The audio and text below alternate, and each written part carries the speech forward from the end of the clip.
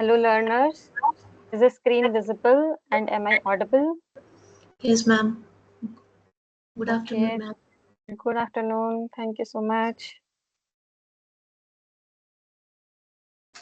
So let's begin with today's session. Welcome everyone to the NPTEL course on novel technologies for food processing and shelf life extension. Professor H.N. Mishra is the course instructor of this course. He is the professor in the Department of Agriculture and Food Engineering, IIT Kharagpur. I am Shikha Sharma and I am a research scholar in the Department of Chemical Engineering, IIT Guwahati. This live interaction session is on the week 8, which is on the topic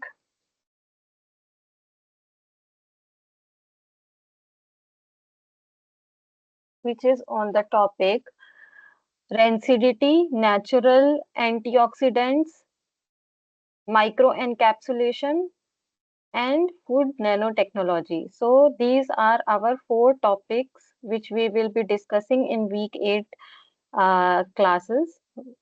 And also, there are 5 lecture videos regarding these topics provided on NPTEL. I hope you all have gone through all the 5 lecture videos. So in this session, we will be practicing some of the practice problem related to these 5 topics. So these 4 topics we will be discussing, and on the 5 lecture videos, we will be discussing the practice problems. So if you have any doubt, please feel free to ask. So let's begin with today's first question, which is about the lipid oxidation and the rancidity. So, first question is asking about which of the following statements is false in terms of enzyme catalyzed lipid oxidation. So, there are 4 options. So, option first is about lipogenase. This is the enzyme, right? Lipogenase Lipooxygenase, I'm sorry, lipooxygenase is an enzyme which is forming hydroperoxidase. So, statement 1 is saying that this particular enzyme is forming hydroperoxidase, peroxides. Uh, so, is this the product in the enzyme catalyzed lipid oxidation or not? Second statement is about animal lipooxygenases are regiospecific and stereospecific. Third is plant lipooxygenases are also regiospecific and stereospecific. Option fourth is saying about cyclooxygenase, which is another enzyme involved in the lipid oxidation, forms exoperoxides.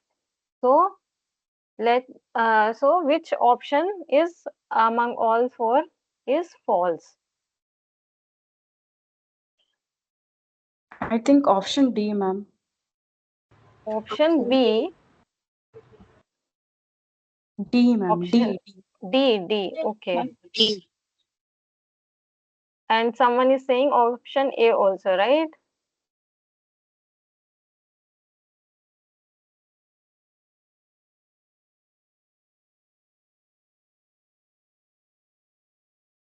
So any other option?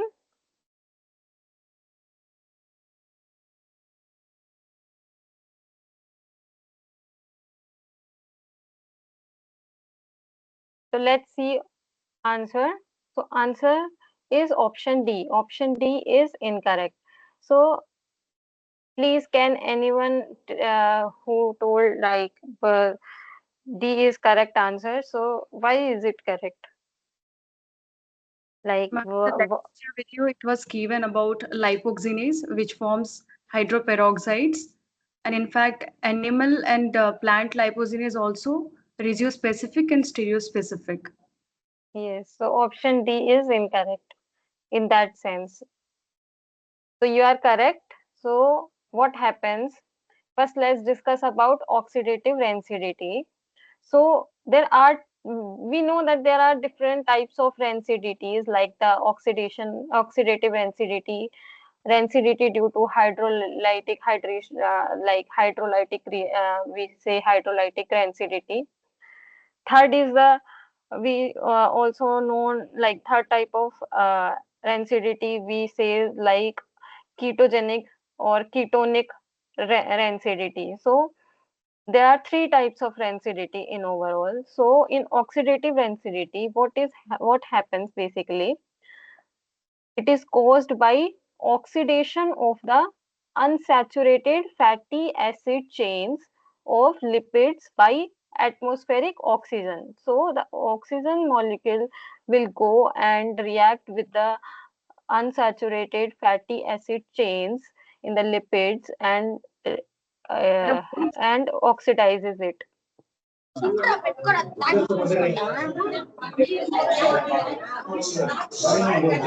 Please, can you mute? There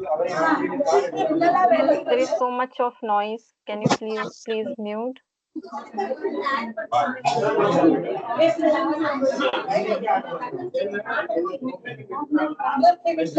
Please, can you mute? There is so much of noise. Thank you so much. So, uh, because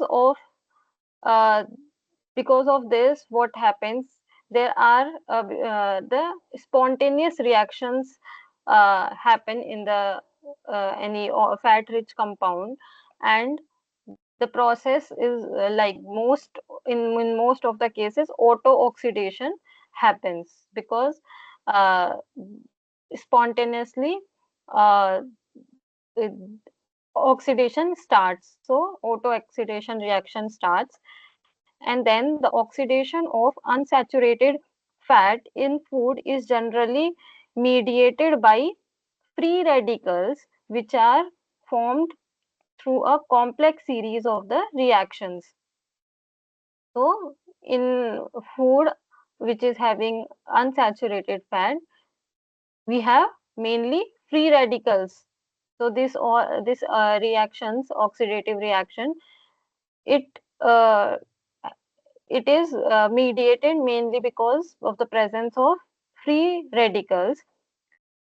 So there this oxidation, the rancidity which is due to oxidation, it can be from photo-oxidation, auto-oxidation, or enzymatic oxidation.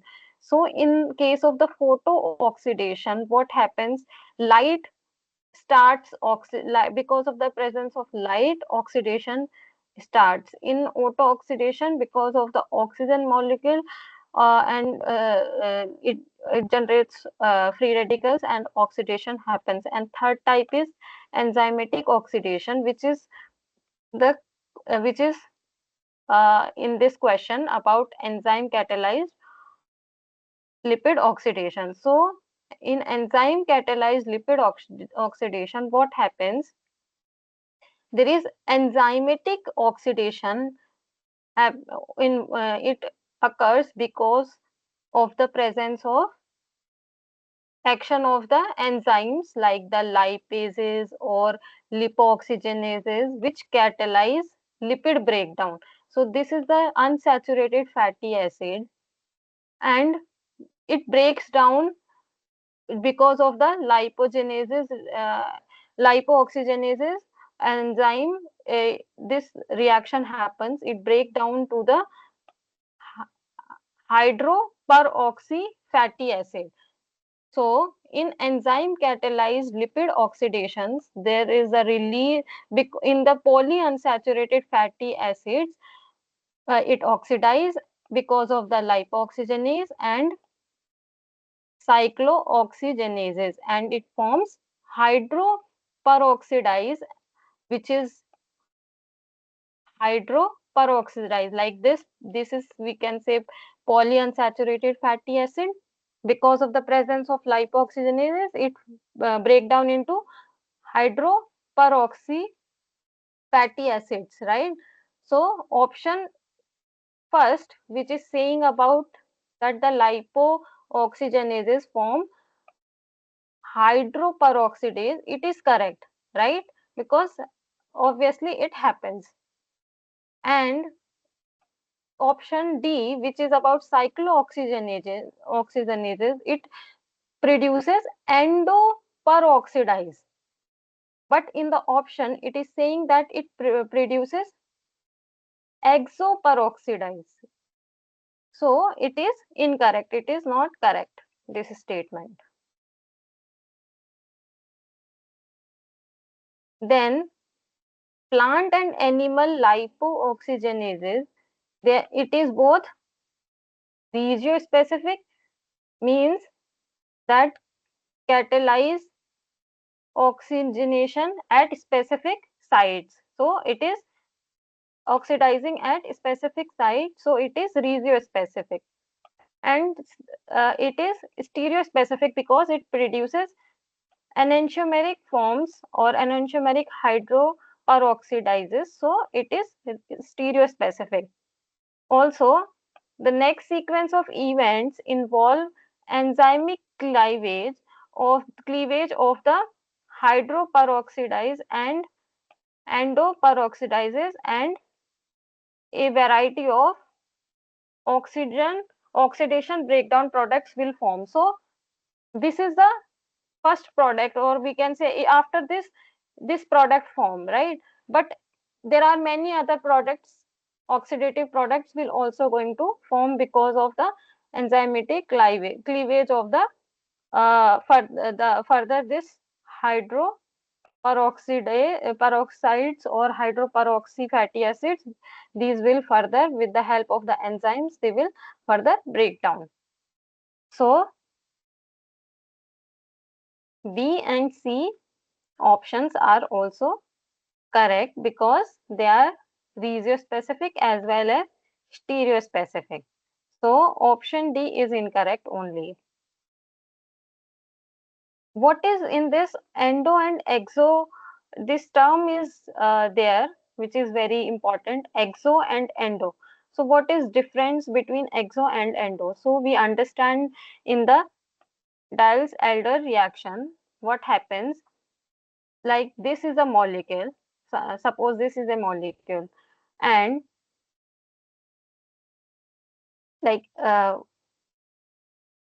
this Z, this is going to attach in this, reacting with this, right? So what happen in endo case, same side of the ring, this molecule, this is this molecule which is outside group on diene. So this is on the same side of the ring. If Z will come and attach to the same side, then it will be endo. But if it attach with the it on the opposite side of the ring, like this is our opposite side of the ring, this is one is going and attaching in the same side, like if it's inside the plane, it is attaching inside. And if this molecule, which is the diene molecule, two diene molecules, they are inside the plane, so Z is coming and attaching inside the plane, so it is endo. But in case if it is attaching opposite side of the diene, then it is exo. So endo and exo, this is just an example to tell what is endo and exo. So what is endoperoxides and exoperoxides? From this we can understand. So is this question clear to all? Yes, ma'am. Yes, ma'am. Yes, ma'am. Okay. So let's move to the next question, which is about match the following. So column 1 is having some sentences and column B are having three processes, like which are involved in the rancidity, like initiation, propagation, termination. So we need to tell which is about initiation, which statement, which is about propagation and which is about termination?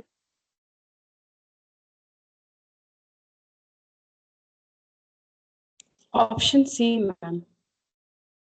Option C.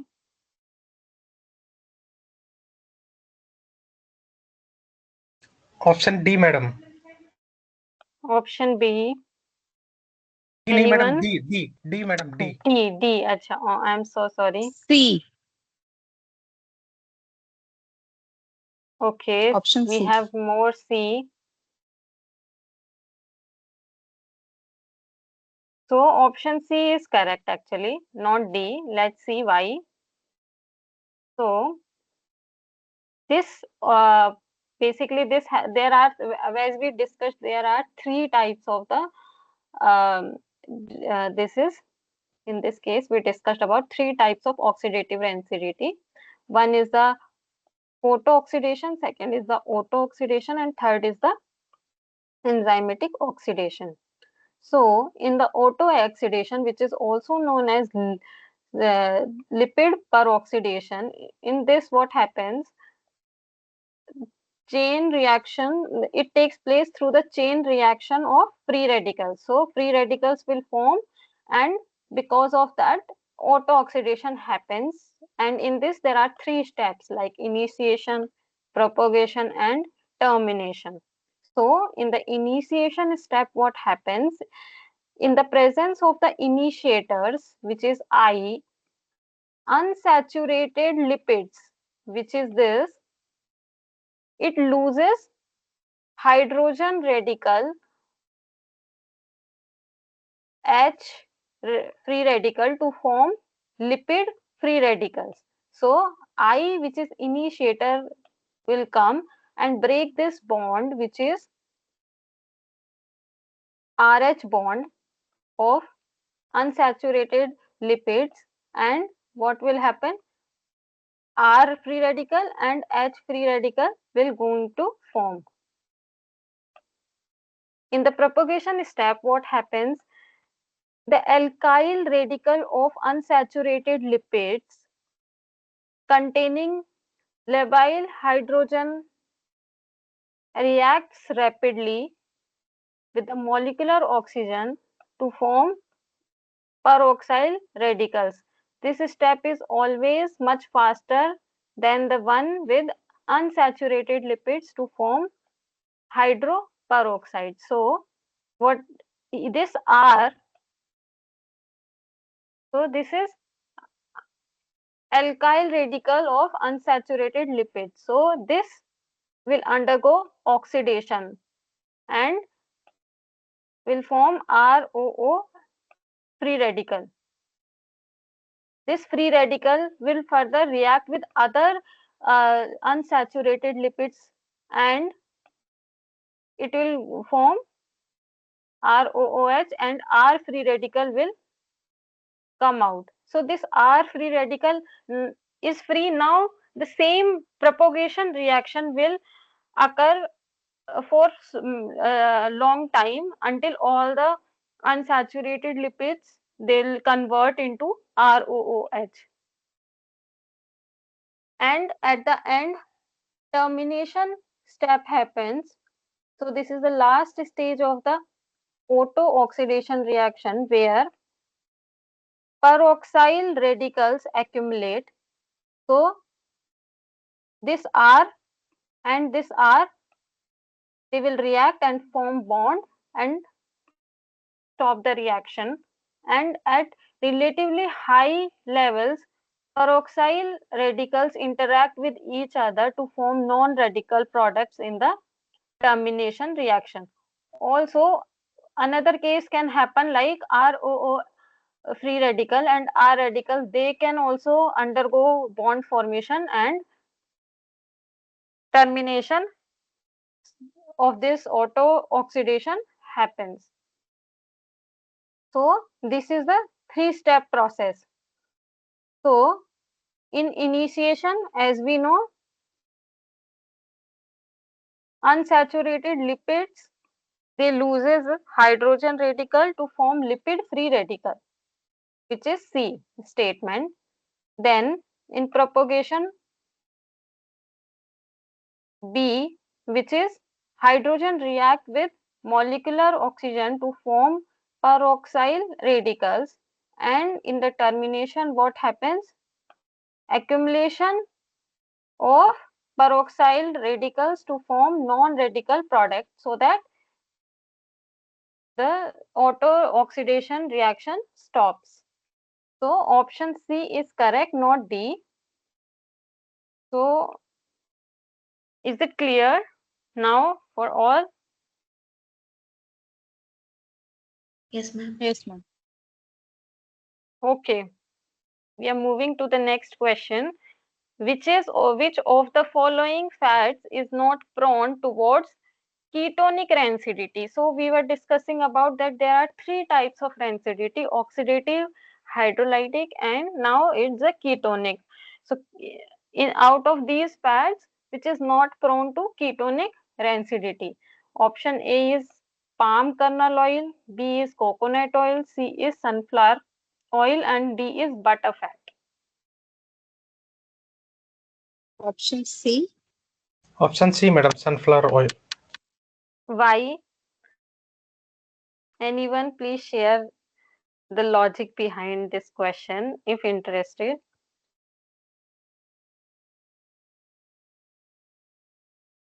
Ma'am, ketonic rancidity is caused by fungus and which is more common in coconut oil. Hmm. And as coconut oil is a saturated fat, so palm kernel oil, butter fat, these all are in the category of saturated fats. So I assume these all three will be more prone towards ketonic rancidity, and sunflower oil is not a saturated, it's not as saturated as the other fats. So I assume will be prone to ketonic rancidity. Okay, as you rightly mentioned that ketonic rancidity occurs because of maybe because of fungus or the molds sometimes, Yeah, microorganisms. Yes, penicillium, yes, aspergillus. Yes, penicillium, aspergillus niger. So yes, ma'am. in sunflower oil, what happens? She is correct. Her answer is correct. Sunflower oil is basically having more of the linoleic acid or oleic acid. These are the linoleic is a PUFA and MUFA fats. It is having more, but other cases like the palm kernel oil, coconut oil, and the butter fat, these are having more amount of the lauric acid, which is more susceptible to ketonic rancidity. So the triglycerides of these oils contain appreciable concentration of short chain fatty acids, which will be going to convert these short chain fatty acids will going to be convert into methyl ketones by certain fungi or the molds like penicillium or aspergillus niger, and it leads to ketonic rancidity. So in ketonic rancidity, what happens? First, there is a liberation of the free fatty acids from the food product, maybe because of the lipase or different enzymes which are produced by um, or induced by because of the presence of these fungi. Some, let's say, like lipase or some other uh, enzymes they produce, and they liberate free fatty acids from the food. When free fatty acids they are produced from the food, then uh, these free fatty acids they liberate from triglycerides which are present in the food. So in food, triglycerides are there, triglycerides are there, and because of the action of different enzymes produced by these fungi, it converts into free fatty acid.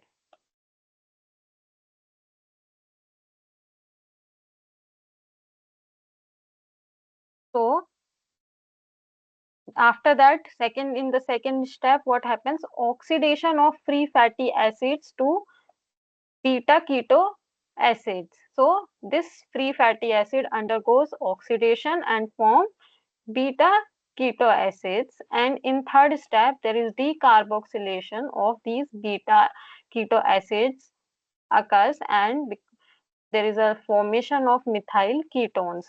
Further, these methyl ketones, they further reduce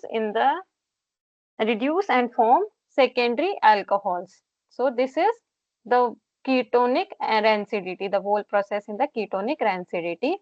And since sunflower oil is more having, like it is not having that much of the lauric acid, so lauric acid presence is causing ketonic rancidity in palm kernel oil, coconut oil, butterfat, but not in the sunflower oil because it is not having higher amount of lauric acid. So is it clear this question now? Yes, ma'am. Yes, ma'am. Yes, ma'am.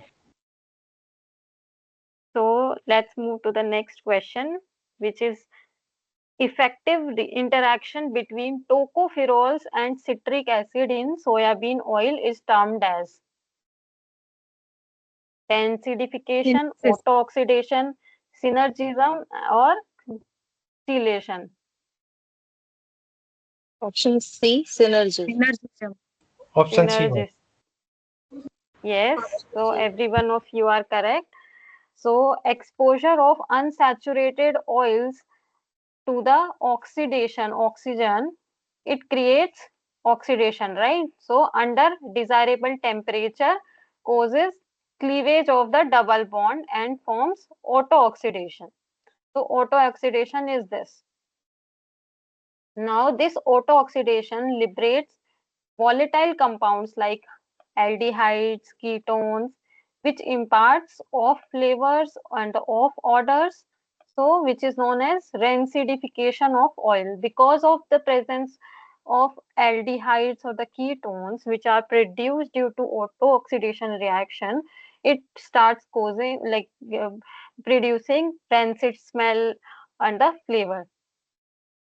Then antioxidant combinations are known to impart more protection against lipid oxidation than the sum of the activities of the components when used separately. So sometimes two antioxidants, they can come together and they can produce more antioxidant efficacy than in their individual sums. So this effective synergistic inhibition of the auto-oxidation is known as synergism, where like vegetable oils which are having tocopherols mixture are effectively stabilized by adding citric acid. So these two, they'll come and they'll provide the greater effect than their sum, greater effect of in terms of oxidation, antioxidant, in terms of antioxidant. So they are producing synergetic effect. Third, so option C is correct. Option D is chelation, which is a process in which a substance is used to bind molecules such as minerals or the metals to prevent oxidation. So there are these compounds, like we have met in the uh, discussion forum also, we discussed about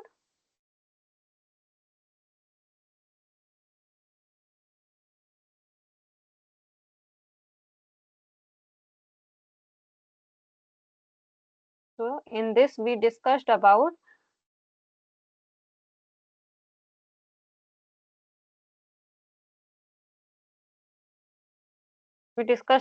metal chelation, right, where there is a, what happens, chemical reaction happens in which there are the metal ions like the iron, they are linked to form two or more coordination atoms in the same molecule through coordination bonds to form heterocyclic structure or the chelate ring containing the metal ion. So this kind of reactions may happen, like this reactions can happen. So this is we discussed in detail, right, about chelation. So option D is also different, which is not this. So synergism is the correct answer here. So this question is clear, right, for everyone? Yes, Yes, yes. ma'am.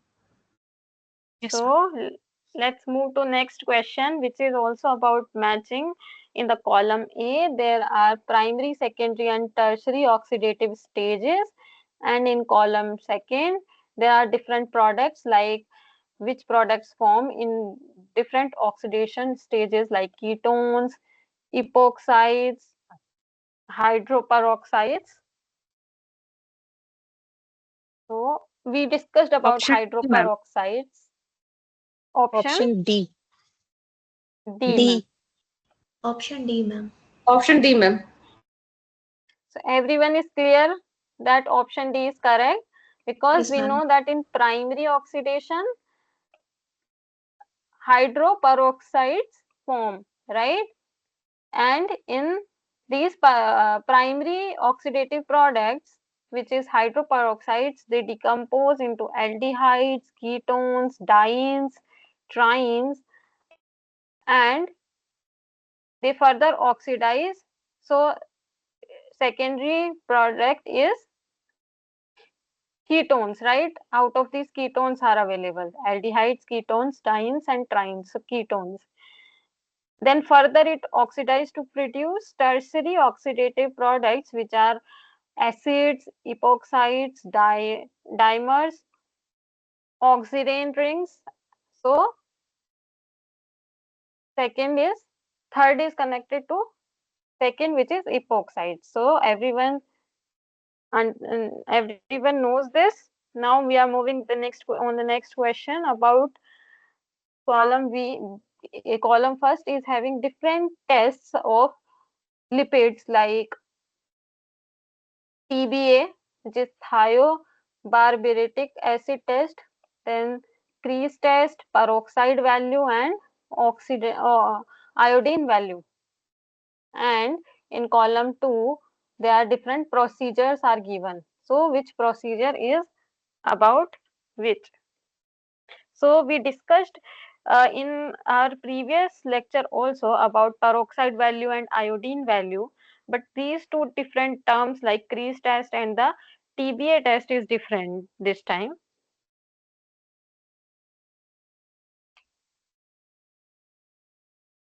Option C.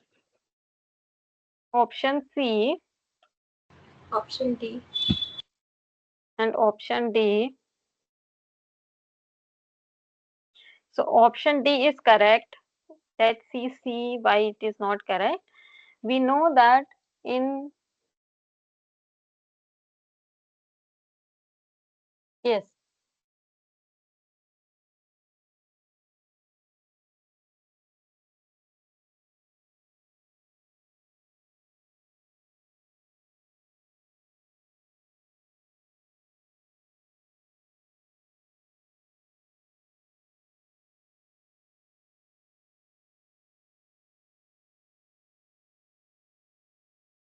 yes. So we know that in TBA test, which is thiobarbituric acid test, oxidation products of unsaturated system produces a color reaction with TBA. So like these fried products, they have MDA, which is malondialdehyde, and this, and TBA.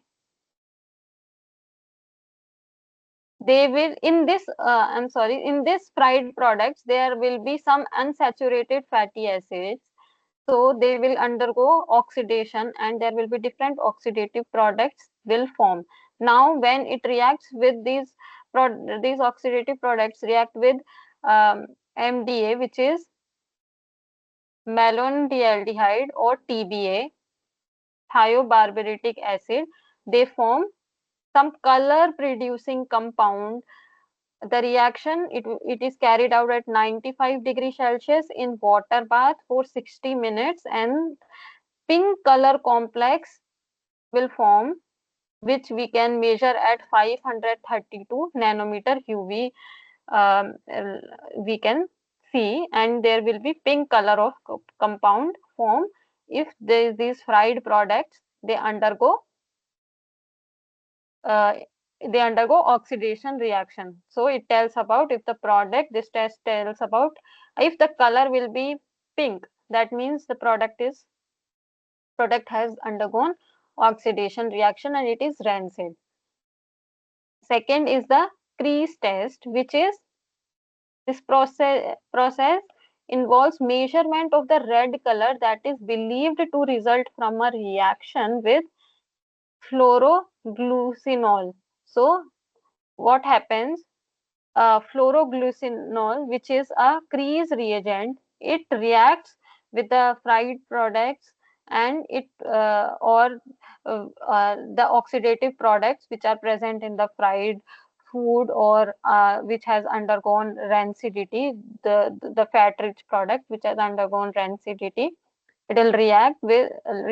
So there those fried products can have oxidative products like epoxy aldehydes or their acetals, and when they'll react under acidic condition, it will going to form red color like we can see in the test tubes. This red color is indicating that the oxidation happens in a product. So because of the reaction with the crease reagent, it undergo some reaction and form red color. Third is the peroxide value. So peroxides can be measured by techniques based on their ability to liberate iodine from potassium iodide, which is from the iodometry, or to oxidize ferrous to ferric ions, which is thiocyanate method. So what happens majorly is Ki, which is the potassium iodide. So it reacts with the fatty acids or the unsaturated fatty acid, and K plus will attach and Hi will remove. So this Hi, which is having iodine, it will react to peroxides and form alcohol, water and iodine. So this iodine will, we can titrate iodine with Na2S2O3, and from purple color it will come to no color. So at that volume we can note down that this is the iodine value and we can calculate peroxide value based on that. Fourth is the iodine value, which measures unsaturated links in a fat or degree of unsaturation and is determined by reacting the fat with a solution of iodine monochloride in a mixture of acetic acid and CCl4, and iodine liberating excess of the iodine with Ki and titrating with Na2S2O3. So this reaction is similar here.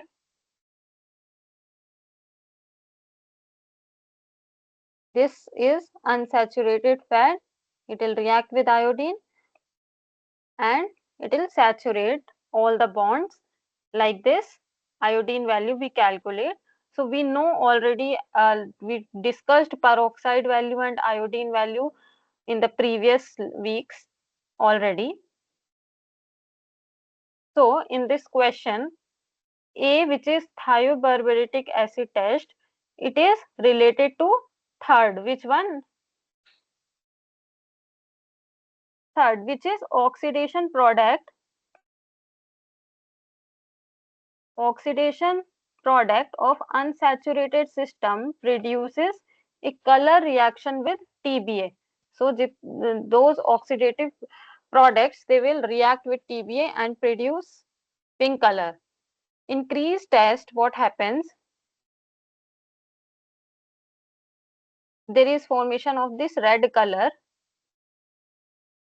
from reaction with the fluoroglucinol, and the peroxide value is ability to liberate iodine from potassium iodide, and this is peroxide value, and iodine value is reacting the fat with a solution of iodine monochloride in a mixture of acetic acid and CCl4, liberating excess iodine with Ki and titrating with Na2S2O3.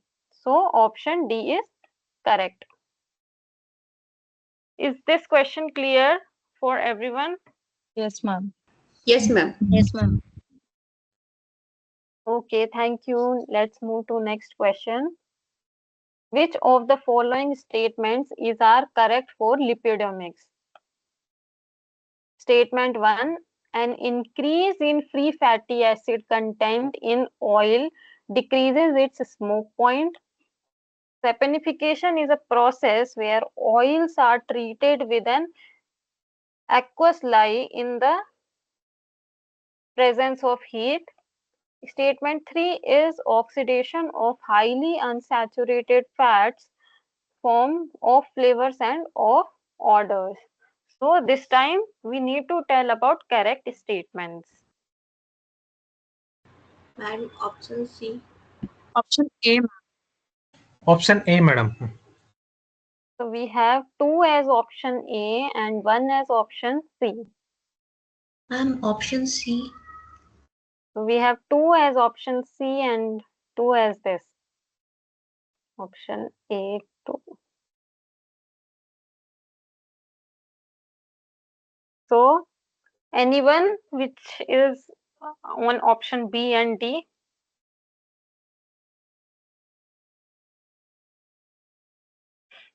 Okay, C. but option A is correct. So let's see why. So lipidomics, basically this term, it depicts about large scale study of pathways and networks of cellular lipids in biological system. So when we discuss about lipids and in how these lipids undergo different kind of pathways and what are different products form. So this study is known as lipidomics first. And then now discuss about this question. So an increment in free fatty acid content in the oil decreases its smoke point. So when there is more free fatty acids, so smoke point will decrease. That means that the temperature at which smoke point is the temperature at which an oil or fat begins to emit smoke. So visually, when we increase temperature in fat which is having more free fatty acid, then at lower temperature it will emit smoke. We can visually see that there are some smokes forming. Like when we heat oil, we see that if the oil is heated, we see there are smokes coming out of that. So option A is correct, that an increase in free fatty acids, then its smoke point decreases. Option B is saying saponification is a process where oils are treated with an aqueous lye. Lye is basically alkali, strong alkali or strong bases like which has NaCl in the presence of heat to form saponified fats or oils. So this is saponification process which is the same. So statement 2 is also correct. Now third is saying oxidation of moderately unsaturated fatty acids or fats form of flavor and of odor, whereas highly unsaturated fats undergo polymeric and product. So in this question it is saying highly unsaturated fats, it forms off flavor and off odor, whereas moderately unsaturated fats, they form off flavor and off odors, whereas highly unsaturated fats, they mostly undergo polymeric end products. So option or the statement 3 is not correct. So 1 and 2 are correct. Is this question clear? Yes, ma'am. So Yes, ma'am. option C is not correct. Option B is also not correct. D is also not correct. So this question, next question is about antioxidants. So column 1 is having different antioxidants like tocopherol, ascorbic acid, citric acid and hydroquinones. In column B there are different types like oxygen, they're based on their work, their type like oxygen scavenger, hindered phenols and metal chelators.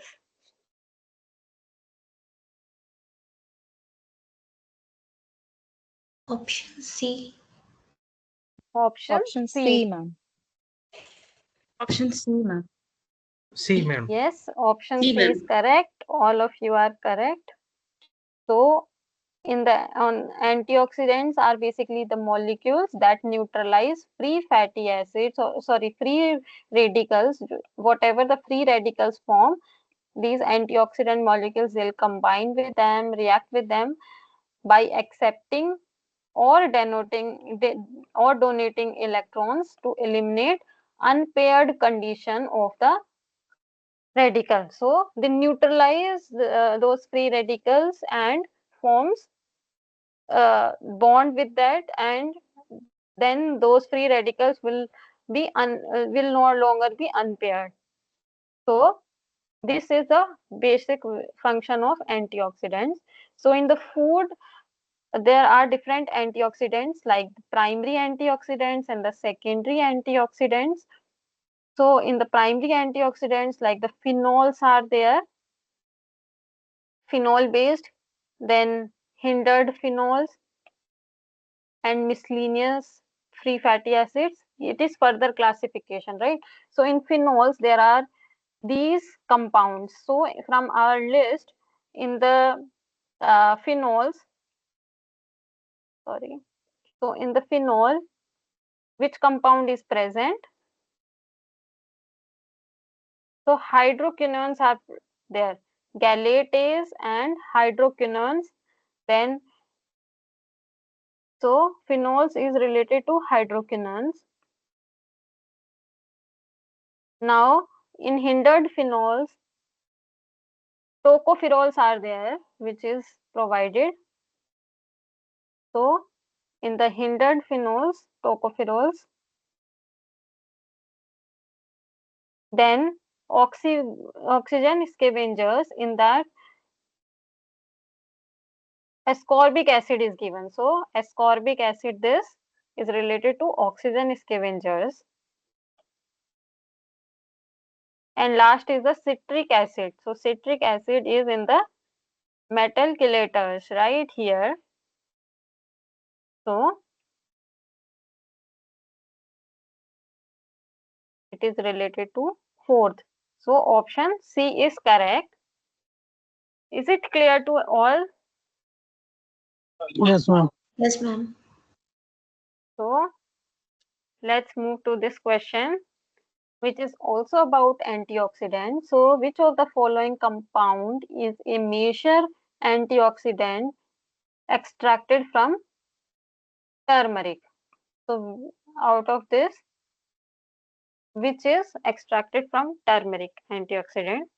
So in turmeric, which compound is present, mainly which is having anti-cancerous property also? We know mm, it, Curcumin.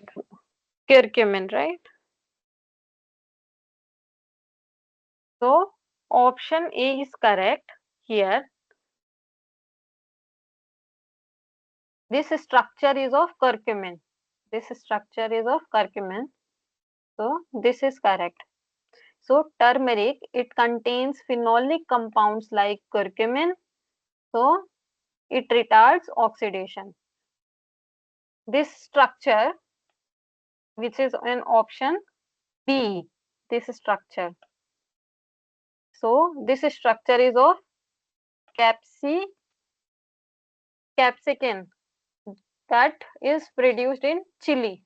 Capsicum, that's why we know like capsicum, chili, these are of the same family. So we know that uh, capsicum is like somewhat related to chili.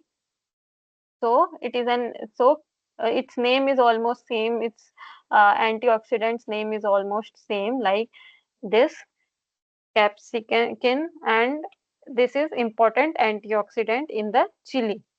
Then option which is talking about isoflavones, and this is fourth this compound. So this is isoflavones. So this is present in soya bean mainly, and option this chemical provided in figure C is antioxidant which is present in the tea, catechin.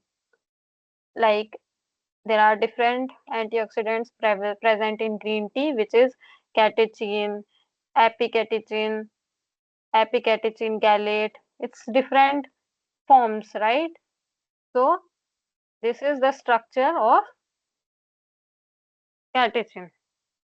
So option A is correct because this is the structure of curcumin.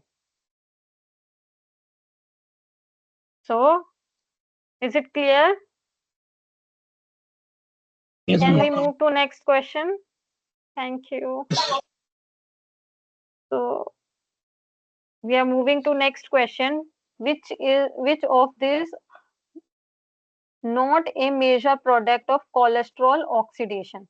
So cholesterol, it is also a lipid, it undergoes oxidation, and which is not the product of the cholesterol oxidation.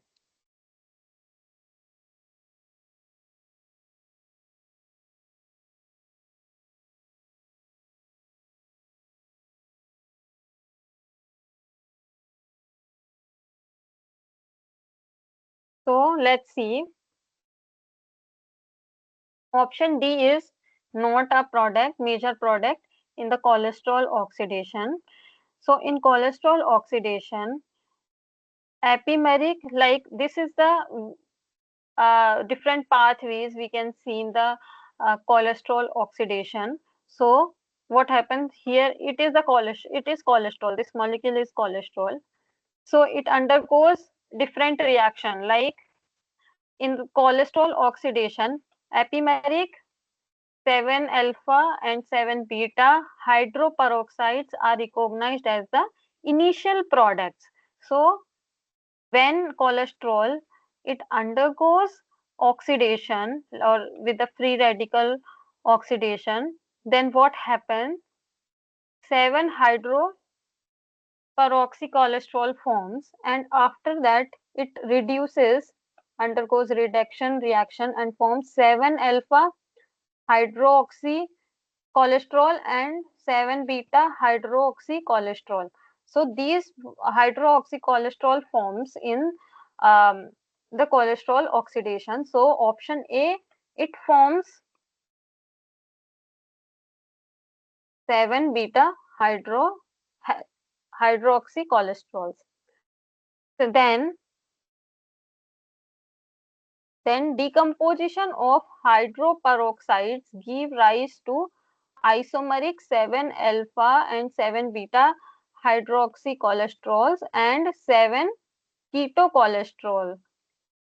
So this ketocholesterol is the major product. So this, after oxidation we get 7 hydroperoxycholesterol. It undergoes dehydration and forms 7 ketocholesterol. So this is also a major product in cholesterol oxidation, which is option B. So it is also a major product. Now, in addition to this, 20 and 25 hydroxycholesterols may arise from side chain derivatization reactions. So, when cholesterol undergoes side chain oxidation, it forms 20 oxycholesterol, then it also forms 25 oxycholesterols. So, this 25 hydroxycholesterol, it also forms in the cholesterol oxidation, whereas cholesterol 35-diene, cholesterol 35-diene 7-on, and several ketones, they arises from elimination reactions. This is forming from the derivatization reaction 20 and 25 hydroxycholesterols, while dienes, they or the ketones, they form from elimination reactions. So,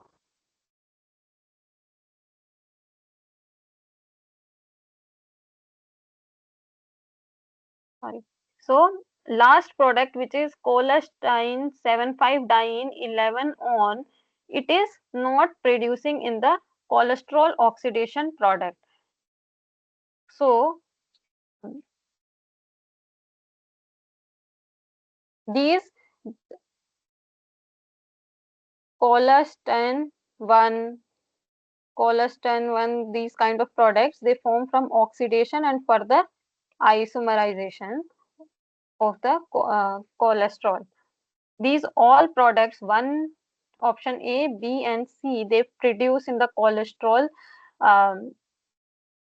in the cholesterol oxidation, while D, it doesn't produce as a major product in the cholesterol oxidation. So option D is mm, correct answer here.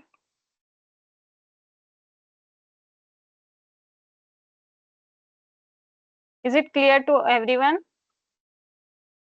Yes,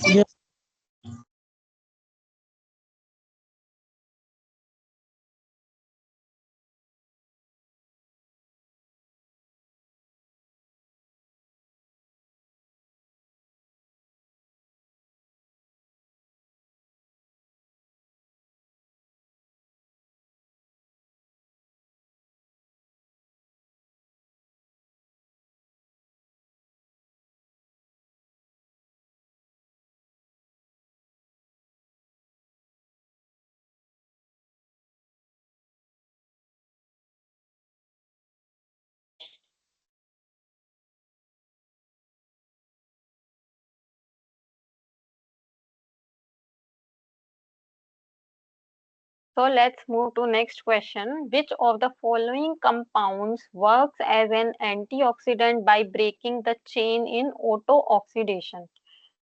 Vitamin A, vitamin K, ubiquinone, alpha tocopherylquinones, or 13 ascorbyl palmitate. Option C, ma'am. option Tocopherol, option B. ubiquinones. Ma'am, So option B.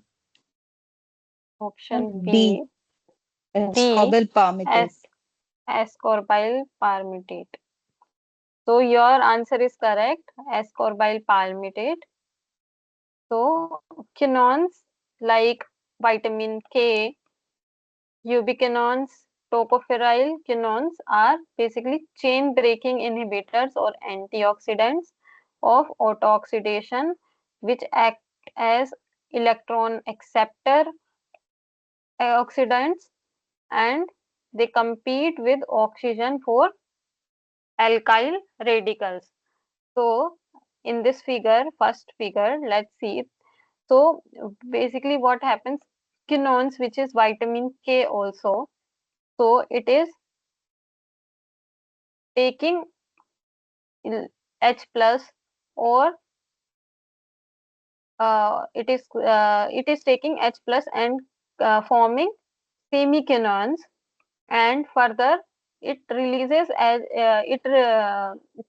further it is attaching to further H plus, and it is forming hydroquinone. So this this is mostly it is like it is accepting the electrons. So it competes with alkyl radicals for the oxygen. So they are the chain breaking antioxidants. So this is for vitamin K. Tocopherol, it also, it what happens, it also releases sometimes H plus to form alpha tocopherol pherylquinones, and these since it is given in the question that alpha tocopherylquinones, which is this compound, it basically accepts H plus, or it may accept electron and form alpha tocopherol. So uh, alpha tocopherylquinone, it also accepts electron. So it can compete with alkyl radicals for oxygen, for taking the oxygen molecule, for the oxygen molecule. And then this is ubiquinone. So what happens in ubiquinone also, it has different forms, like this is oxidized form of ubiquinone.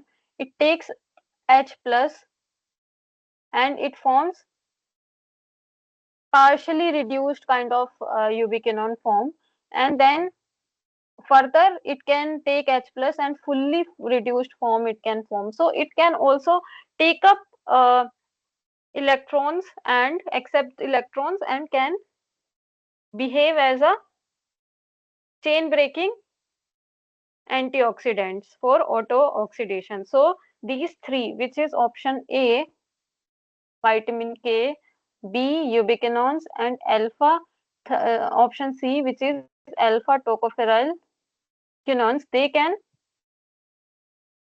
break the chain in the auto oxidation. So these options are, they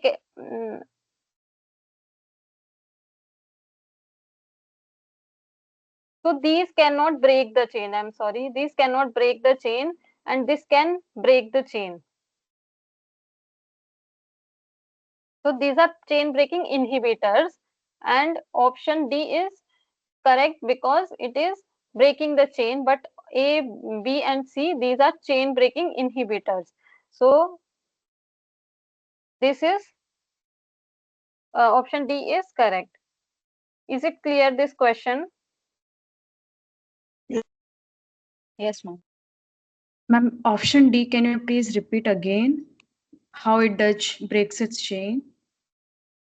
So what happens, the quinones, which is vitamin K, ubiquinone, and tocopheryl quinones, they accept electrons, right? So by these reactions, these different reactions, they accept this electron. These three reactions, like they can, quinones can change its form to semiquinones and hydroquinones. So when they accept, so they are known as chain breaking inhibitors. So they inhibit the auto oxidate, like in the auto oxidation process, they inhibit the chain breaking. While this, like they act as an antioxidant because they compete with the oxidative product, like oxidative product is coming, like oxygen is coming. So what they will do, they will compete with the oxygen, and they will not let oxygen to break to or the other alkyl radicals or whatever the radicals which are produced in the auto oxidation. They'll compete with these free radicals, and instead of converting like the unsaturated fatty acids, instead they will convert into the oxidative products. quinones will convert into maybe semi-quinones or hydroquinones. So they form their reaction with that. So because these quinones form like they'll compete with radicals and form different oxidative products. So they try to save the unsaturated fats from uh, oxidation, and because they are a chain breaking inhibitor means like they are not allowing the free radicals to come and to form to break the unsaturated fatty acid chain and form oxidative products. So since these three, they are acting as an antioxidant, so they are not allowing to break the chain, but this is not acting as an antioxidant, right? So this is allowing free radical to come and uh, break the chain of unsaturated fatty acids. So this is allowing breaking of the chain. Now is it clear what I am trying to say? Yes, ma'am. But the option D is also an antioxidant, na ma'am? Ascorbic palmimate. Ascorbyl palmitate is an antioxidant, but it is compound work as antioxidant by breaking the chain. So its mechanism is something different. It is I have to check. Maybe I am doing some mistake maybe. But the ascorbyl palmitate mechanism, I'm not clear about its mechanism right now. But since these quinones, they undergo different kind of like quinone, semiquinone, and hydroquinone, so they allow uh, their form to change. So that's why they are called inhibitors. So uh, option D is the chain breaking one.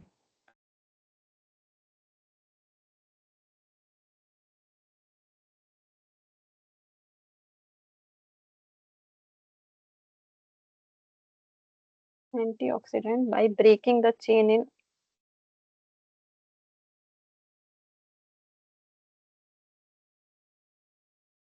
So also this is an antioxidant, ascorbyl palmitate, but when it undergoes its antioxidant function, so it's this chain, this will break. But here, if you see, its chain will also, its form will be maintained.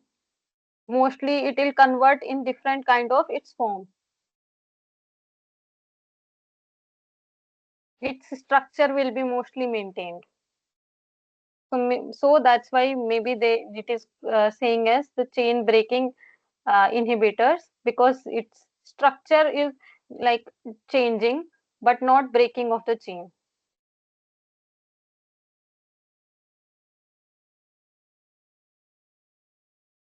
In the figure, ma'am, in alpha tocopherol, there is also a chain breaking at the end, right? Which is visible But there.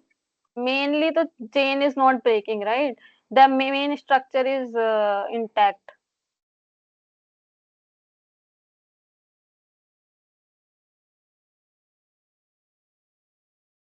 Main structure is intact, but right, this is going and this is and mostly this we are using alpha tocopherol quinones, which is converting into alpha tocopherol.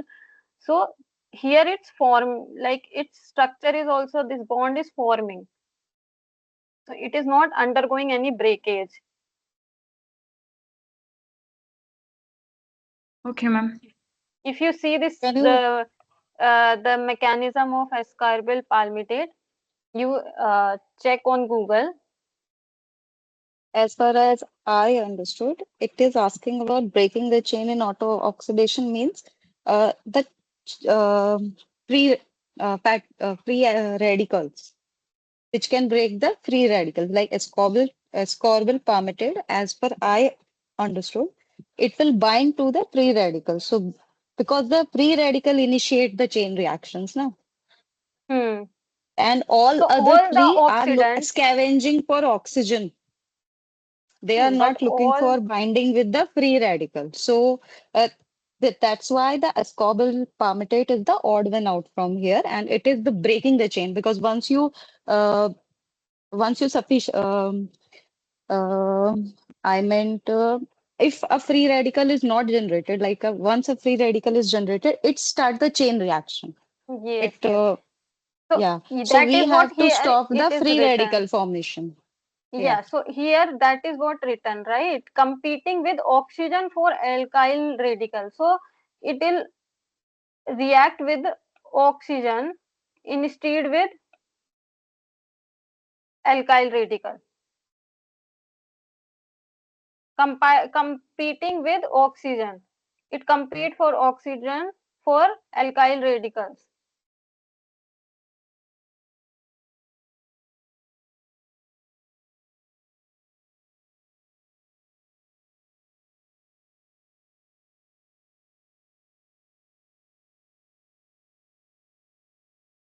This what happens, oxygen will also be there. So oxygen, what it will do? It will go and react, right, with the compound, with the unsaturated fatty acid. So free radicals will also be there. So these compounds, they will go and react with free radicals. They will not, and oxygen, which is, it will not allow oxygen to form bond with R or the free radical. This is what statement is saying. So if it will go and bind with electrons or the free radicals, which is unpaired electrons are there, if it will react with this, so obviously unsaturated fatty acids, they will not, this oxygen will not going to form its oxidative products.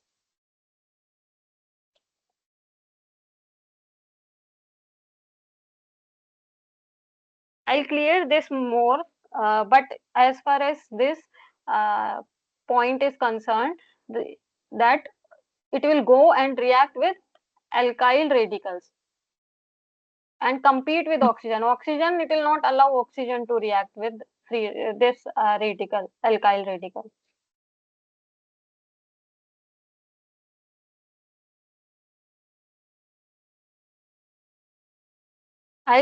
This is correct.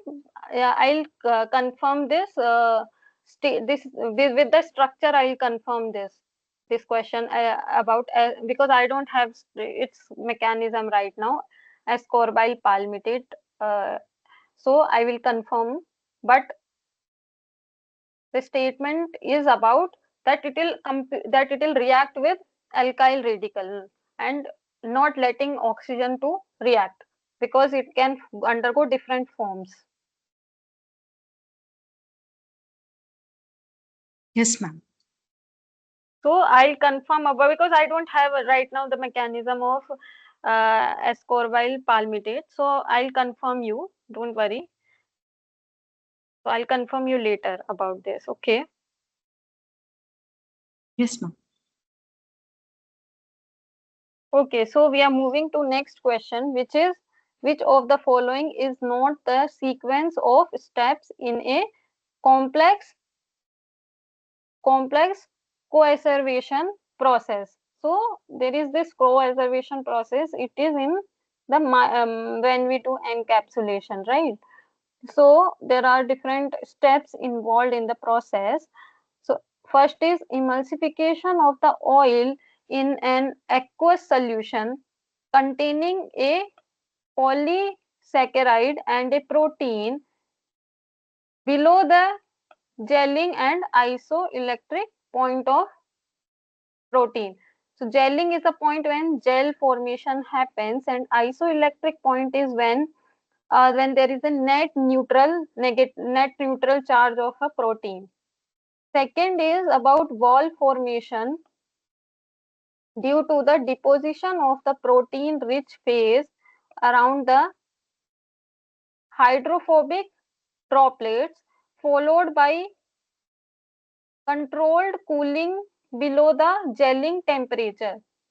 Option 3 is electrostatic attraction between oppositely charged polymers caused by lowering the solution pH below the isoelectric point of protein. Fourth is separation of liquid phase from the insoluble polymer rich phase. D is hardening of microcapsules is by the addition of solubilizing agents.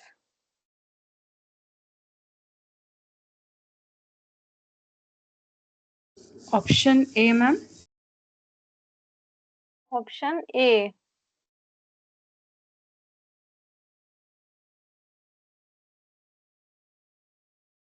Option D.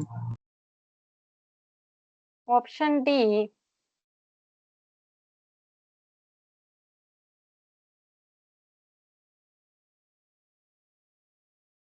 Ma'am, option C.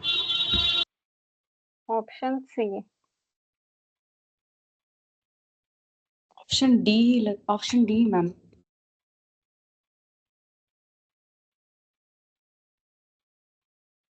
Complex coacervation process. So there are two kind of coacervation process. One is simple and another is complex. So option C is correct in here. So coacervation is an effective method for the generation of microspheres and the microcapsules through liquid-liquid phase separation. So we generate microspheres or microencapsulation or microcapsules through liquid-liquid phase separation process. So in coacervation, this is a physical phenomena in which homogeneous colloidal solution, it separates into two immiscible liquid phases. One is a colloidal rich phase, which is known as coacervate, and another is colloidal poor phase, which is driven by specific environmental conditions such as ionic strength and or the pH or the temperature. Such conditions, environmental conditions will also there, and there are two phases, which is colloidal rich and colloidal poor phase. Based on the polymer systems involved in the reaction and the mechanism of the phase separation, there are two kind of coacervation process like simple and complex. In the simple coacervation process, there is a single polymer involved and coacervates are formed due to dehydration mechanism caused by addition of a salt or dissolution liquid, also called as coacervating agent or inducing agent into the reaction medium. So one example of simple coacervation process is the phase separation of gelatin when sodium sulfate or ethanol is added into the solution. Second is the complex coacervation process in which ionic interaction between two or more oppositively charged polymers, usually the proteins and the polysaccharides, they lead to coacervate formation and phase separation. So this is the complex coacervation process which has initially emulsification of the oil in an aqueous solution containing two different polymers where mostly they are proteins or the polysaccharides at a temperature and pH above the gelling and isoelectric point of the protein. Then there is a separation of liquid phase from the insoluble protein rich phase. And third is the electrostatic interaction between oppositively charged polymers, which caused by lowering the solution pH below the isoelectric point of the protein, and then wall formation happens due to deposition of the protein rich phase around hydrophobic droplets, followed by controlled cooling below the gelling temperature. Then last is the wall hardening process of microcapsules by the addition of cross-linking agents. So this is the diagram where there is core dispersed in aqueous solution of anionic polymers. So there is negatively charged polymers already present. Then there is addition of another aqueous solution which is of cationic polymers. They will which is positively charged. They will interact, and because at the change in the pH, temperature, or addition of salt, which we known as change in the environment, there is this formation of such kind of this kind of structure. Then there will be hardening or cross linking happens, and coacervates form in the center, and this is the layer forms, and after drying such kind of powder forms. So mostly we get oil powders and like that, they form with the help of the coacervation process. So option C is correct. This is the correct sequence.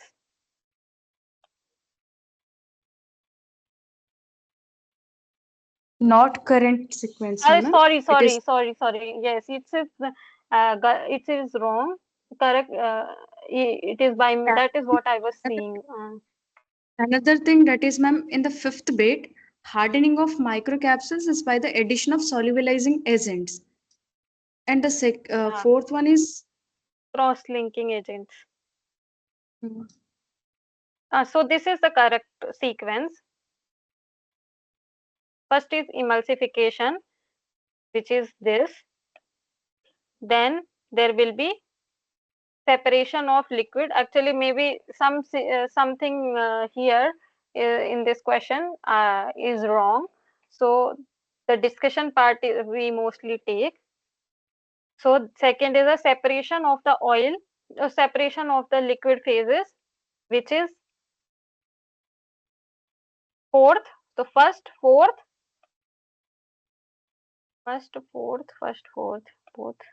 first, fourth. Then electrostatic attraction, which is third. Then wall formation, which is second. So option B is correct. Then is the hardening. So I'm sorry that there is some mistake here. Option B is correct here. Okay. yes, ma'am. The question should be which is the correct sequence, right? Yeah, it is the not the sequence in the step. Yeah, there is some mistake. I'm so sorry. Correct sequence. Not sequence is all. Yeah, so it is correct sequence. So thank you for correcting me. This is a little mistake from my side. So can we move to next question? Yes, ma'am. Okay. Which of the following is the correct sequence or steps in spray drying for microencapsulation? So we need to tell correct sequence or correct sequence in spray drying process when we are doing microencapsulation. Option So A, ma'am. A, preparation of dispersion or emulsion to be processed, and then homogenization of the dispersion, and third is the atomization of the mass into the drying chamber. So she is correct. The process of the spray drying for microencapsulation involves basically 3 steps, which includes the preparation of dispersion or emulsion to be processed, then homogenization of the dispersion, and then is the atomization of the mass into the drying chamber. So this sequence is correct. So spray dried ingredients typically have small particle size. Generally, they have less than 100 micrometers and they are highly soluble. Like this is the system where core material and wall material, it will come in the homogenizer first. After the homogenization, the emulsions form and it will be feed into spray drying spray dryer through the spray drying nozzle. One side hot air will come and it will dry and form particles or microencapsulated particles will form at the end. So is this question clear? Yes, ma'am. Yes. So next is the which among the following is responsible for the increase in diffusivity of oil during spray drying of microencapsulated oil in water emulsion. Low inlet and outlet, low inlet and outlet temperature, high inlet and low outlet temperature, low inlet and high outlet temperature, and high inlet and outlet temperature.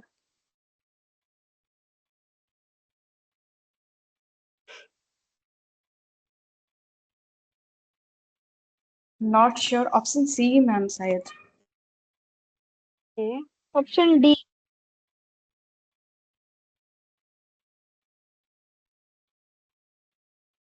So option D is correct here. Why? Because when we are doing spray drying of the microencapsulated oil emulsion, then the temperature plays important role in controlling the diffusivity of oil onto the surface. So high inlet and outlet temperature, it causes denaturation of the protein, since protein, which is a wall material like this if this is a protein layer, this one, so if at high temperature it denaturates, so what happens? The oil can easily go and diffuse onto the surface. Also, there is the temperature of the feeding liquid. We keep it more like a little high because in the if the viscosity of the fluid will decrease, it will be easy to do its like spray drying process in the atomization. It is easy. Also, the inlet temperature of the air is also important in spray drying because it helps in the vaporization, easy of vaporization, but it should not be that high that the product quality degrades. So these conditions are also important. So can we move to next question? Yes, ma'am. Yes, ma'am. Okay, thank you. What is the main principle behind the formation of smaller particles in a vibrational nozzle? Electrostatic repulsion, Rayleigh instability, shear stress, or electrostatic attraction?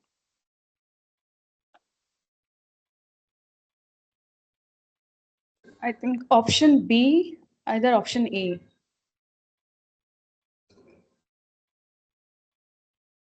Option A. Option B. Option B. Please, can anyone share the logic? What is this where this vibrational nozzle uses and how it looks like and something, and how relay instability is the main principle?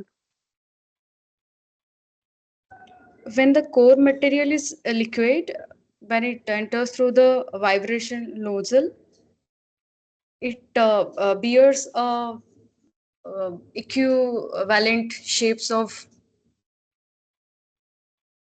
materials as much. Hmm.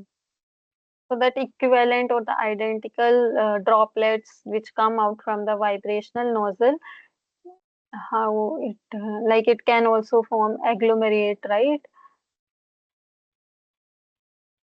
So Yes. vibrational nozzle, it is like, it looks like this, and it is the like core, or uh, we know as core shell encapsulation, like because there is one core and one shell will be there, or microgranulation. So in this what happens, or it's the microencapsulation. There what we will do from here, this we will in do the, in like there will be feed which is like a laminar flow through the nozzle. So there will be some kind of frequency attached to the vibration, which is like here some frequency is given like 300 to 4000 hertz. So in the nozzle, then any liquid with limited viscosity like 0 to 10,000 megapascal, it can go in this and we can use in this, can form solution, emulsion, suspension or melts. From here it will go from nozzle, and there will be this electrostatic charges, or the electrodes will be there, which will try to help in forming the uh, this fluid jet will come down as a vibrator, and it will help to form uniform size particles. Uh, then solidification can be done according to the gelation system used. This bead solidification, it will be formed with the help of gelation system with an internal gelation or the external gelation. Anything can happen. So there can be any binder in the slurry which can help in gelation, or there will be sol gel processing, like this. The process works well for generating droplets, which is as per our desired. So we can control the size of the orifice, and we can control speed of vibration speed in the nozzle, and we can generate the particles as per our desired requirement. Option B is correct here, relay instability, because in vibrational uh, nozzle there will be like fluid stream as we discussed of the liquid core, and there will be shell material will be there, which is pumped through concentric tubes and forms droplets under the influence of the vibration to guarantee the production of uniform beads and to avoid large size distribution due to coalescence effect. During the flight, the droplets pass through an electrostatic field to be charged. As a result, these droplets do not hit each other during the flight. So they will not hit each other and form agglomerate kind of structure because of the electrostatic charge. So if there will be electrostatic repulsion, or so uh, the particle must have some charges, but uh, since uh, since there is no charges, so there will be relay in instability work, which is the tendency of any liquid, any stream. Perturbed stream means because there is some vibration attached to that stream, so we are saying it perturbed or disturbed kind of stream of liquid. So it will break up into droplets. So uniform droplets, maybe because of the sometimes the effect of the maybe surface tension, or maybe because of the density, like the higher density and lower density. If it's more like dense, then it will come faster, and the lower density will come later, like that. So relay instability is the correct answer. Can we move to next question if it's clear?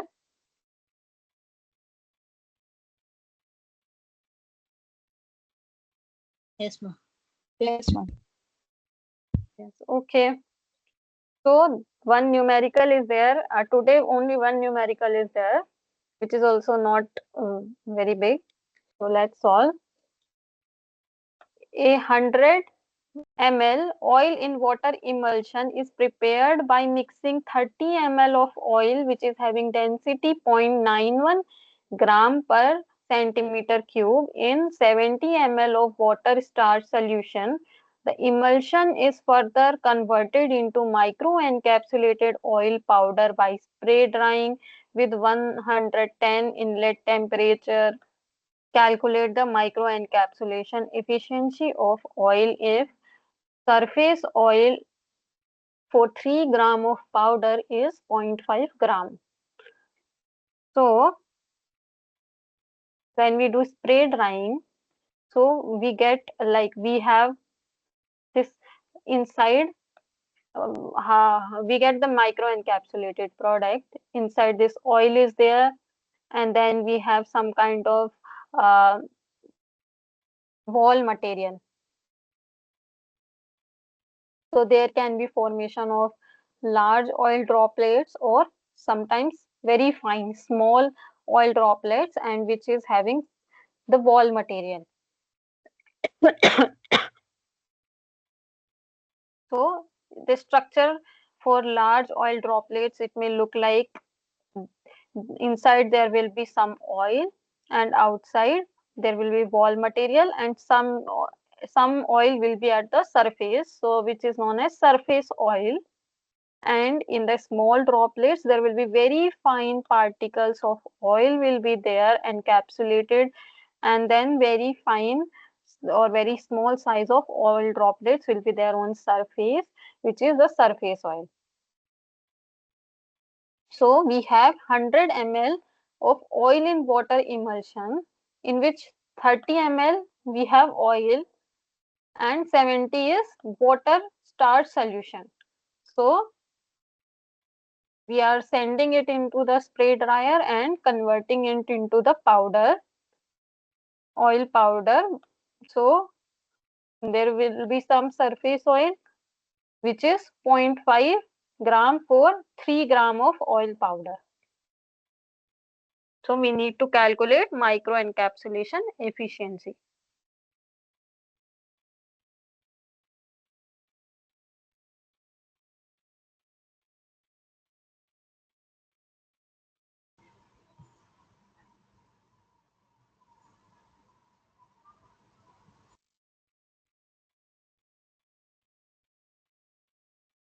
So let's solve this question. Total volume of the emulsion prepared is 100 ml as given in the question. So and oil from this 100 ml, 30 is 30 is oil, right? And 70 is water starch solution. So 30 volume of oil is 30 ml and density is given as 0.91 gram per centimeter cube.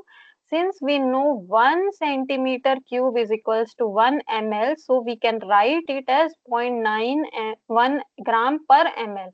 Instead of gram per centimeter cube, we are converting and we are writing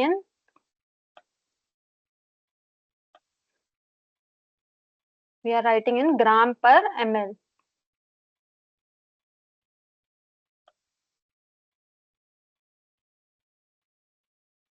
Okay, so next is given weight of oil powder taken for the analysis is 3 grams and weight of the oil surface oil in 3 gram is 0.5 grams. These are given. So now we can calculate total. First is total weight of oil. Total weight of oil is weight or the mass is equals to volume into density. So volume of oil into density of oil. So volume is 0.91 volume is 30 ml, which is given in the question, 30 ml, this one. Then density is given as 0.91 gram per ml. So 0.91 gram per ml is the density. So when we multiply volume into density, we can get the mass. So 0.91 into 30 is equals to 27.3 gram, which is the mass of the oil which we have taken. Now it is given in the question that weight of surface oil in 3 gram is 0.5 grams. So weight of surface oil in 1 gram will be 0.5 divided by 3, which is 0.11166 grams. Then if this is in 1 gram, so in 27.3 grams, it will be 27.3 into 0.116 gram, which is 4.53 gram of the surface oil. So microencapsulation efficiency is equals to encapsulated oil, which is inside this encapsulated oil, and then divide by total oil into 100.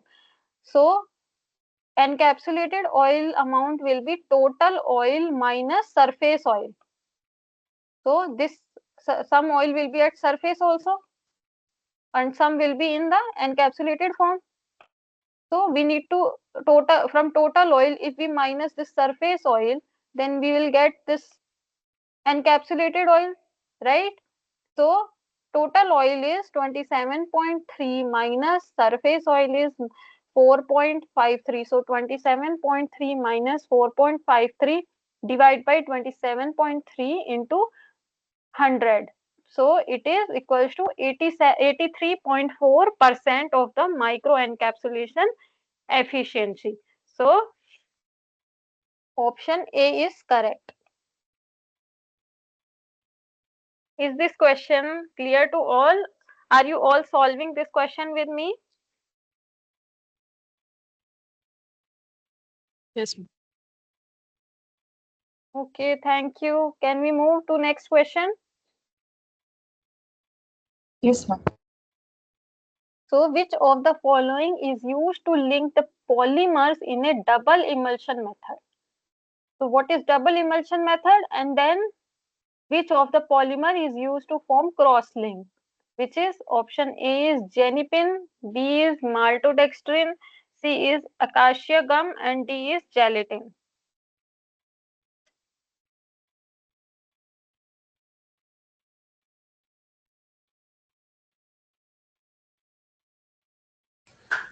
Option A, madam, Jenipin. Genipin.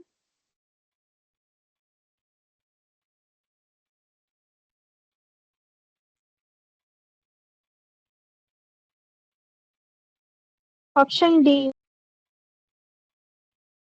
Option D, gelatin.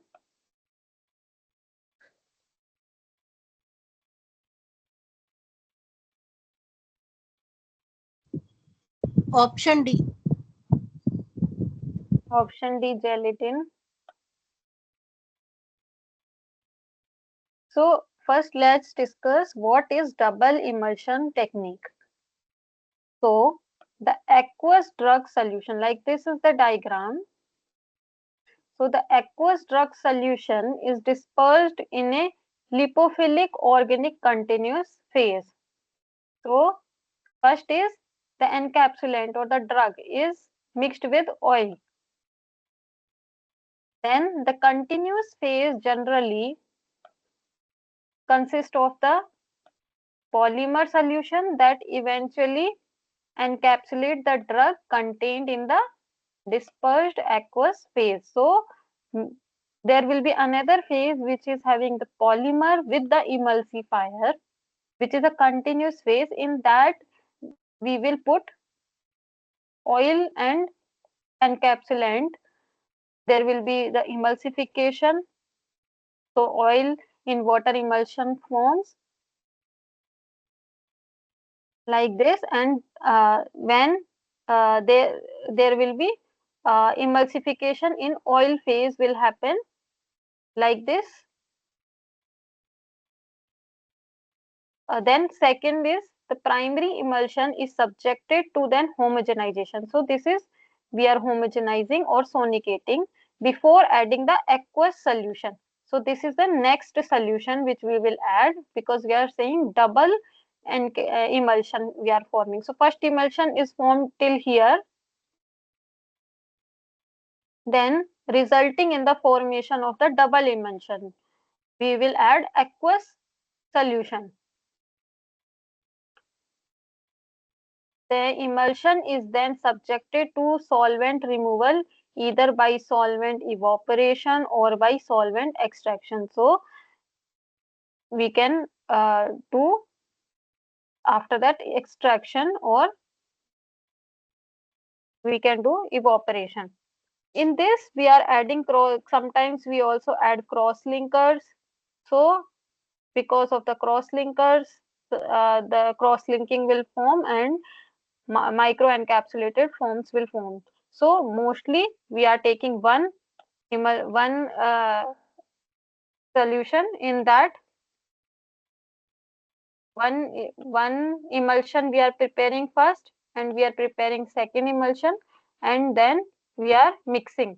This emulsion will be mixed in this, and further, so double emulsification form. So mostly, like, one is the encapsulating material. So when it is not soluble in some matrix, or it is like it is only mixing with oil, so we will mix it into oil, form one kind, mix into oil, and then into the then this will be further this whole system will be mixed with some kind of polymers, and then we get, and after that we can mix with water or aqueous phase with the help of the emulsifier, because emulsifier will form the bond between the lipids and the water, and or the hydrophilic and the hydrophobic component, and double emulsification process happens.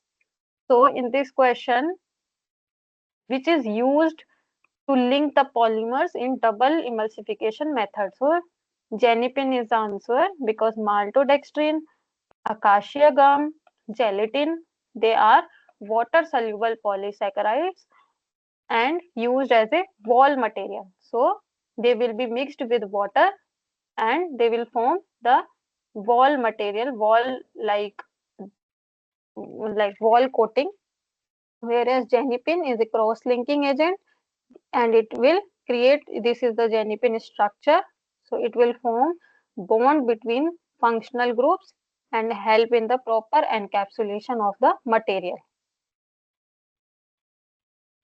So A option is correct. Can we move to next question if it's clear? Yes, ma'am. Yes, ma'am. Okay, so now let's discuss about the last topic, which is about nanotechnology. So in the top-down approach, so there are two methods of forming nano materials, which is the top-down approach and the bottom-up approach. So in the top-down approach, if which of the following method is not used to generate nano-level structures? Nano lithography, precision engineering, milling, and self-assembling. So nano-sized, um, these are the four options. Nano-sized materials or the particles, they are the one which have either one or more of the dimensions, which is in the order of 100 nanometers or lesser. So these kind of products, they form by top-down approach and bottom-up approach. And here it's about not used to generate nanomaterial in the top-down approach. Option D, ma'am. Option D. Option D, madam. Option C. Option one, ma'am. Option C, milling. D में So we have two options, C and D.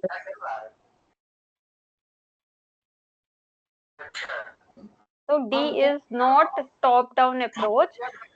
So we know there are different building approaches like for making nanoparticles, which one is the top-down approach where nano-level structures they are generated by breaking the bulk material like the milling, nanolithography or precision engineering.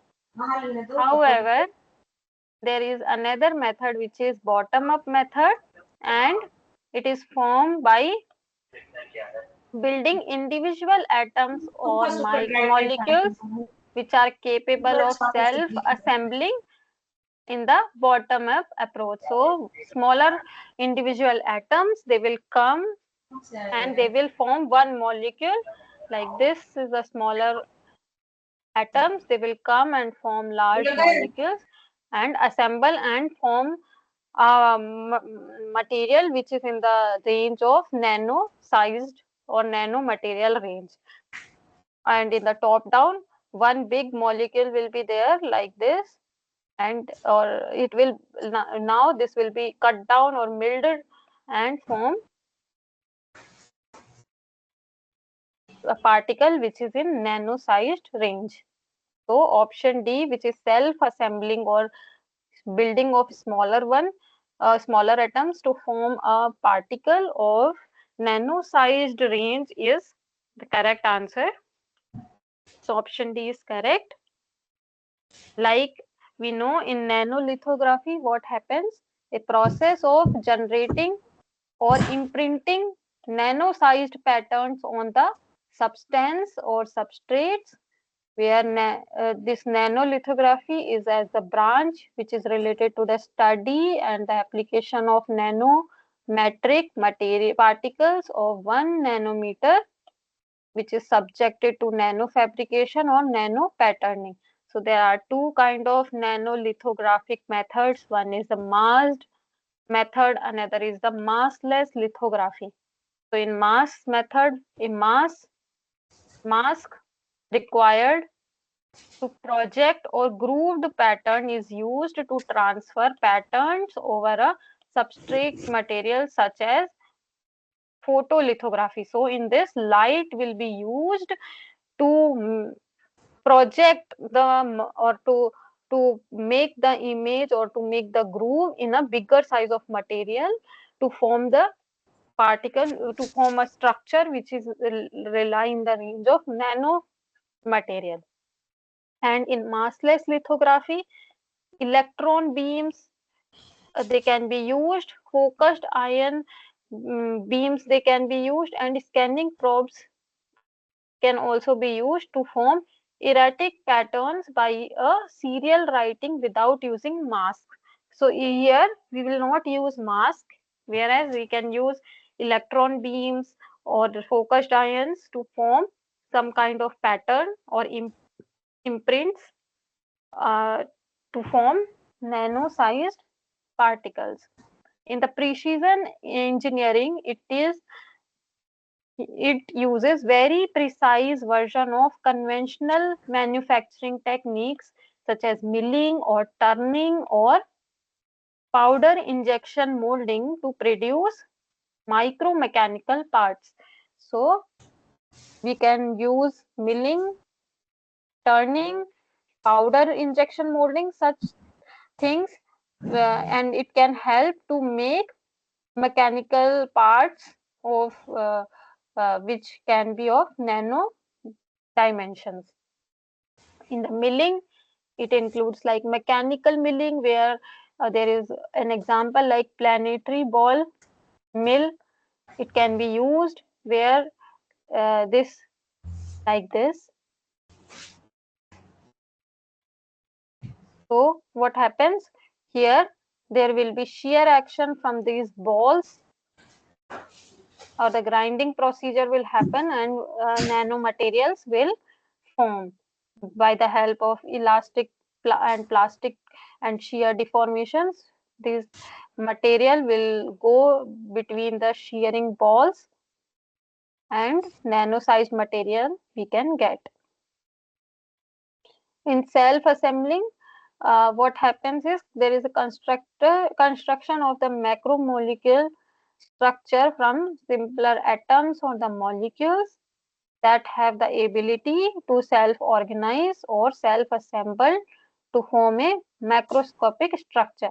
So these like this, there is different atoms will be there and they will undergo some kind of environmental condition, maybe pH change, concentration, change in the temperature, and then can assemble like this and form a macromolecule which is of a size of nano material. So this question is clear. Self-assembling. Yes, ma'am. Yes, ma'am. Thank you. Yes, We are ma'am. moving. Thank you. We are moving to next question, which is about match the nanotechnology product like nanotubes, nanocomposites, nanolaminates, and nanofibers in the column A, column 1, and second is the respective definitions. So we need to match.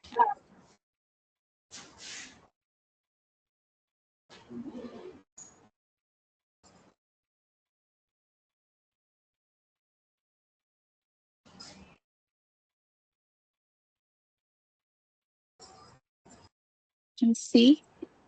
Answer C, ma'am. Option C, ma'am. So C. C is correct. Everyone is correct.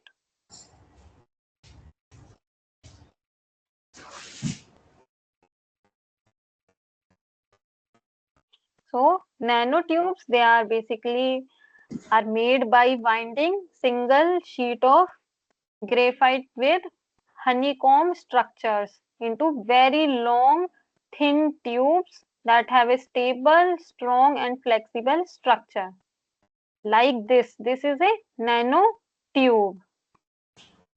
And nanocomposites, they are made from nanoscale structures with unique morphology and have increased modulus and strength as well as good barrier property. So this is the nanocomposite where what happens in a polymer, there are layered silicates they are put and we can get phase separated, intercalated and exfoliated nanocomposites. So what is happening? Why it is composite? Because there is a polymer and layered silicate. So there are two materials, so composite forming, right?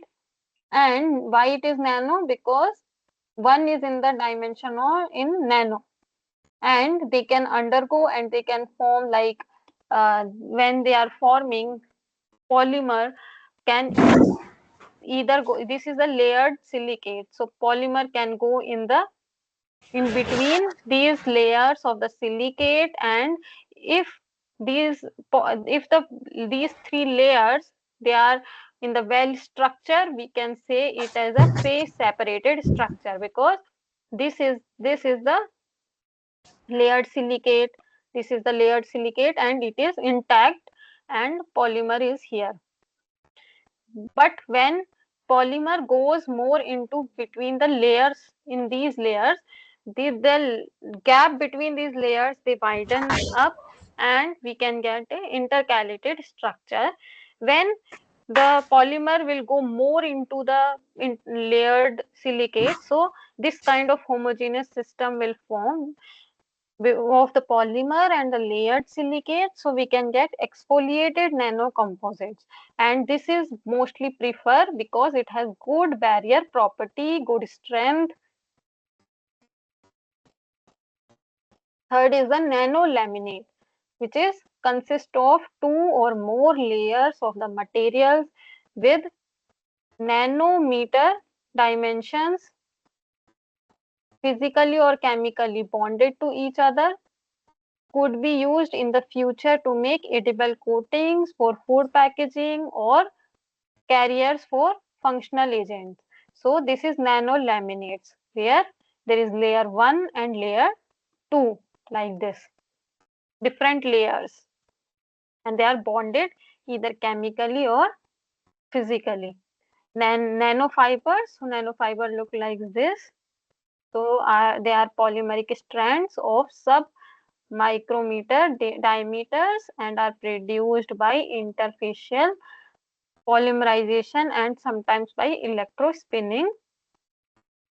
So A, which is nanotubes, it is a sheets like which is forming from graphite with honeycomb structure. Then nanocomposite is the nanoscale material with unique morphology, have increased modulus and strength. Nanolaminates, they are basically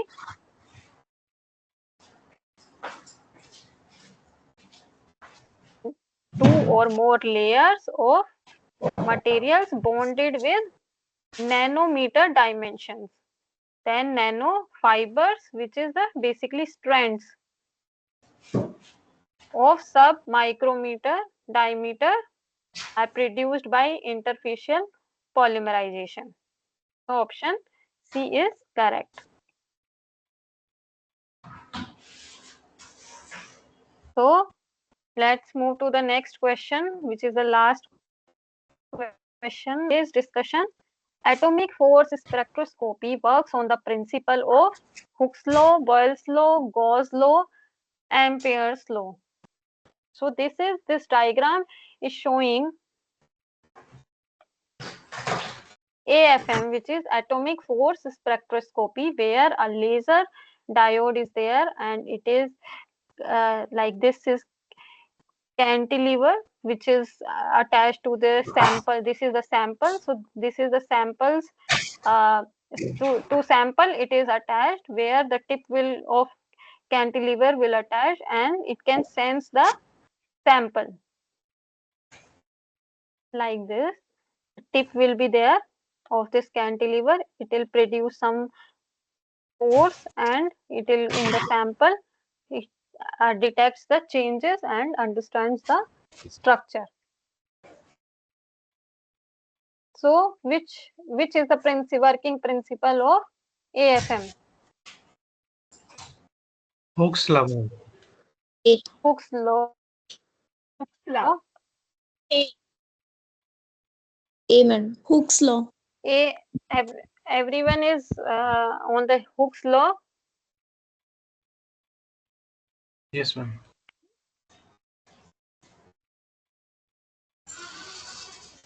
So option A is correct. So AFM is basically a very high resolution type of scanning probe microscopy which demonstrate resolution in the order of fractions of the nanometers. It consists of a cantilever with a sharp tip probe at its end and is used to scan the specimen surface. This cantilever is typically can be made of silicon or silicon nitride with a tip radius of curvature on the order of nanometers. When this tip is bowed into the proximity of the sample structure, it basically produces some force between the force between the tip and the sample. It will lead to the deflection of the cantilever where Hooke's law, according to the Hooke's law, depending on the situation, forces that are measured in AFM can measure mechanical contact force or van der Waals forces, capillary forces, chemical bonding, electrostatic forces, magnetic forces, etc. So option A is correct because it takes Hooke's law. So the force between the tip and the sample deflect the cantilever according to the Hooke's law. So Hooke's law, which is option A, is correct. Is this option clear? Yes, Yeah, ma'am. Yes, ma'am. Okay. Yes, ma'am. So in the last class, we were having one doubt about K232 value. So we will discuss this and then we will stop our today's discussion. So K232 value is basically It is an indicator of the freshness or the quality. Yeah, it is an indicator of the freshness or the quality of oil. It is when we measure oil, and 232 is basically the nanometer. So when we like the oil should be measured at UV absorption value of 232 nanometer. So that's why we are saying 232 value, because 232 value at this nanometer we in the in the UV equipment we measure, and the value of absorbance we get, and based on that we say if our oil is fresh or it's uh, not fresh. Even sometimes the adulteration in the oil can be detected based on this value. So if it's K232 value, it increases, that means oxidation increases, and means if oxidation is increasing means rancidity is increasing and freshness is decreasing. At 232 nanometer, what happens? These primary oxidative products, when the oil will rancid, it will form primary and secondary oxidative products. So when the primary oxidative products it formed already in the oil, and it is then it can absorb it can absorb wavelength of 232 nanometer. So we can confirm that the primary oxidative products has already been formed. That means oil started started its rancidity reactions also. So usually primary oxidative products include conjugated peroxides. Similarly, there is one value which is K270 value. So at 270 nanometer, secondary oxidatory products will form, and if there is secondary oxidative product in the oil and it is absorbing the 270 nanometer wavelength, so it means it is having secondary oxidative products, means aldehydes and ketones are present already. That means the oil is not fresh, it has gone into the rancidity process.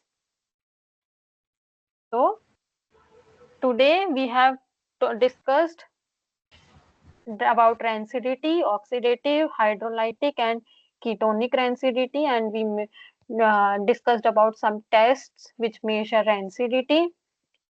Then we discussed about natural antioxidants like the primary and secondary antioxidants and the sources of different natural antioxidants. Then we discussed about microencapsulation, like microencapsulation process and the physiochemical and chemical methods of microencapsulation, coaversion method. Then we discussed about its application in the food industry, which like where we solve one numerical problem associated to it. And then we discussed about nanotechnology, where the nanomaterials, different structures about nanomaterials we discussed. We discussed about top down and bottom down approach, bottom up approach. And in the next class, we will be discussing about respiration and ripening, modified atmospheric packaging or storage, MAP, active packaging, edible coating, and multi-product CAMA storage units. So if you have any doubt, we then feel free to ask. And the question about ascorbyl palmitate acid, I'll be discussing more in the more detail in the next class that I've noted down already. Apart from that, if you have any question, please ask. And thank you so much for joining. If you have no doubt, you can leave the meeting.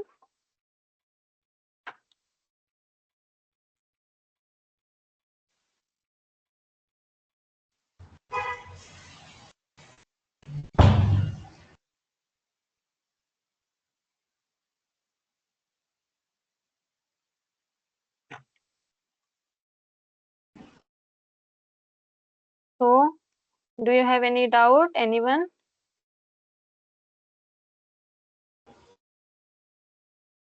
Can, if no doubt, Ma'am. please you can leave the meeting. Ma'am. Yes, Sandhya. Ma'am, after 13th of this April, when the classes will get end, from then onwards we have to practice all the questions again, madam, for 26th April exam. So that is your exam preparation. So you can solve your questions, or you can uh, prepare all the concepts because you have examination. But after that, last class, I think we don't have any class.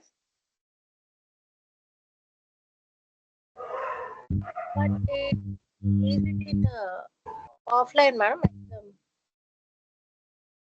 Please ask this question on discussion forum about the Okay, ma'am. mode of examination, whether if it will be online or offline. I think there will be some examination centers where you have to attempt in your system, something like that. But I'm not sure right now. So can you please ask on discussion forum?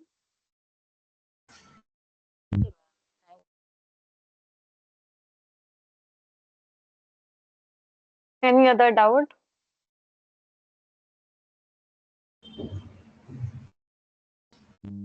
No, ma'am.